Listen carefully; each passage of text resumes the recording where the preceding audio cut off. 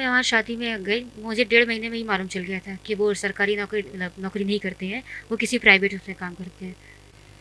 इसके बाद उन्होंने मुझसे बोला कि वो मुझे नहीं रखना चाहते। तो हमने कहा ठीक है, कोई बात नहीं, अगर आपकी सरकारी जॉब नहीं है, प्राइवेट है, हम इसी में ही खुश रहेंगे, साथ रहेंगे। लेकिन उन्होंने बोला कि नहीं, मैं आपको नहीं रख सकता इसमें। शादी के बाद अपने पति से दूरी बनाने वाली ज्योति मौर्य आपको याद होगी, और अगर नहीं याद है तो हम आपको बता देते हैं। दरअसल शादी के बाद ज्योति मौर्य नाम की एक महिला सरकारी नौकरी पाती है और फिर एसडीएम के पद पर तैनात हो जाती है। जैसे ही वो एसडीएम के पद पर तैनात होती है, वैसे ही अपने पति से दूरियां भी बना लेती है। हालांकि ये मामला मीडिया की सुर्खियों में रहा। अब वैसा ही हूबहू एक मामला कानपुर में आया है, जहां पर ज्योति मौर्य नहीं बल्कि अंकित मौर्य अपनी पत्नी को छोड़ रहा है। दरअसल अंकित मौर्य की शादी कानपुर की रहने वाली एक लड़की से 4 साल पहले यानी कि 2020 में हुई थी। जब अंकित ने उस महिला से शादी की थी, तब अंकित ने खुद को सरकारी नौकर बताया था और कहा था कि लाखों रुपए उसकी तनख्वाह है, जिसके चलते पूरे परिवार ने बड़ी खुशी के साथ अपनी बेटी की शादी की थी और तमाम सपने संजोए थे कि उनकी बेटी वहां पर राज करेगी। लेकिन ये राज बहुत दिन तक नहीं रहा और राज खुल गया। जब राज खुला तो हकीकत सामने आ गई। अंकित मौर्य सरकारी नौकर नहीं बल्कि किसी निजी कंपनी में मामूली एम्प्लॉय था, जिसके बाद लड़की का तांडव शुरू हुआ और लड़की ने कहा कि मेरे साथ फ्रॉड हुआ है। फिर भी लड़की अपने घर को बचाने के लिए अंकित मौर्य के साथ रहना चाहती थी, लेकिन अंकित पैसे के लालच में ना तो अब लड़की को रखना चाहता था और ना ही उसे कोई भरण पोषण देना चाहता था। हमारे साथ वो लड़की मौजूद है जिसके साथ इस तरीके की घटना हुई है। झूठा सरकारी नौकरी का वादा कर इसने शादी करी और फिर अपनी पत्नी को छोड़ दिया। मामला ज्योति मौर्य जैसा ही है, लेकिन यहाँ पर ज्योति मौर्य नहीं बल्कि अंकित मौर्य है जो पति है। क्या नाम है आपका? मेरा नाम अर्चना कुशवाहा है। अर्चना, कितने साल हो गए शादी को? सर मेरी शादी 2020 में हुई थी, उसके अकॉर्डिंग 4 साल हो गए। 4 साल हो गए। अच्छा, आप लोग कब पता चला कि आपके हस्बैंड सरकारी नौकर नहीं बल्कि प्राइवेट किसी कंपनी में काम करते हैं? सर जैसे ही तो मैंने घर पे आके बताई पूरी बात, फ़ोन के द्वारा मैंने बताया उनको।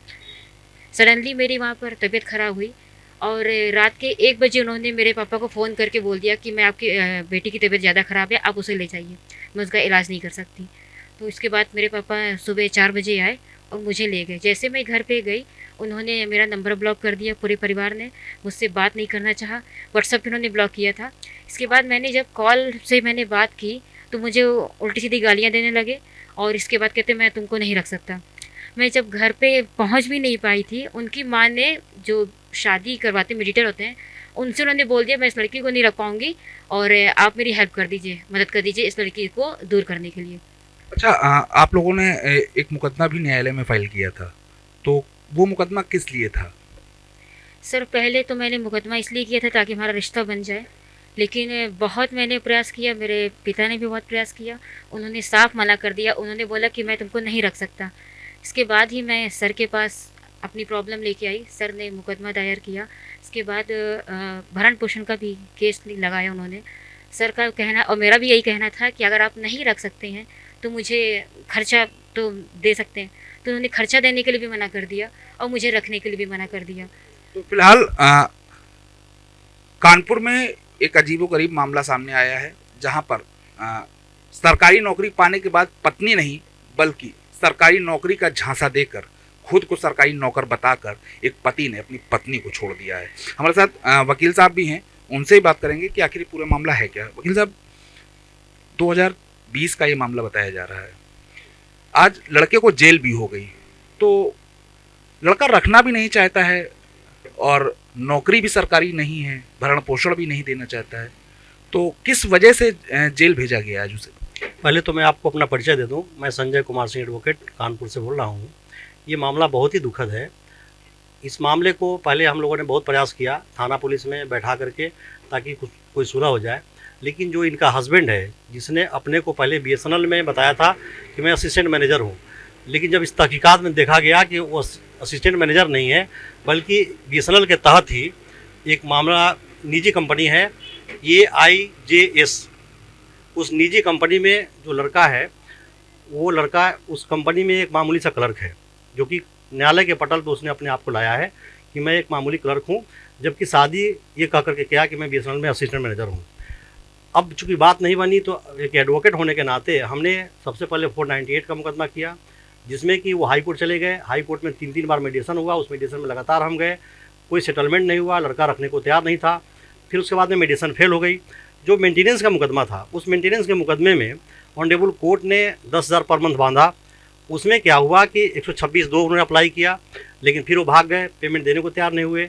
अब आज की डेट में 5,40,000 रुपया जो उसमें बकाया चल रहा था, ऑनरेबल DGP महोदय को, क्योंकि ये बहुत ही दुखद मामला है कि न केवल SHO, न केवल SP फतेहपुर, बल्कि DGP लखनऊ उत्तर प्रदेश सरकार को बार बार नोटिस दी गई।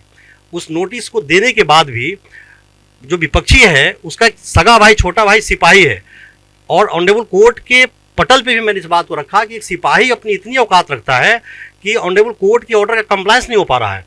तो बार बार नोटिस गया, DGP को नोटिस जा रहा है। आज जब वो ऑनरेबल कोर्ट में अपियर हुए तो 5,40,000 की जगह पर मात्र 10,000 रुपये दे रहे थे।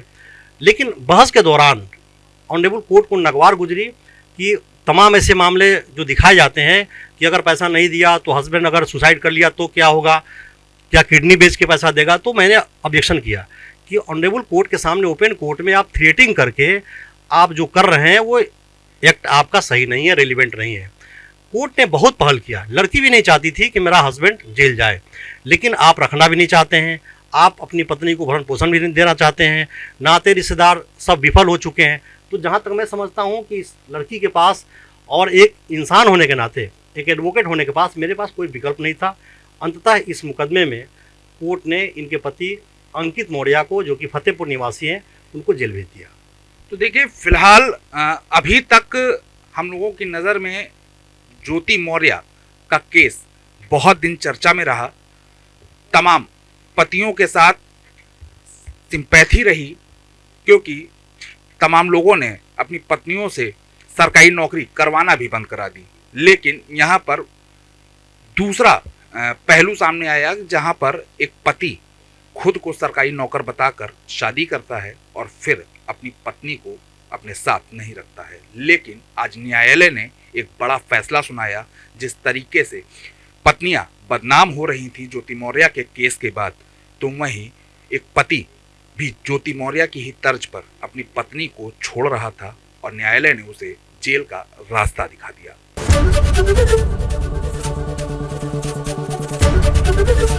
ABP गंगा, खबर आपकी, जुबान आपकी।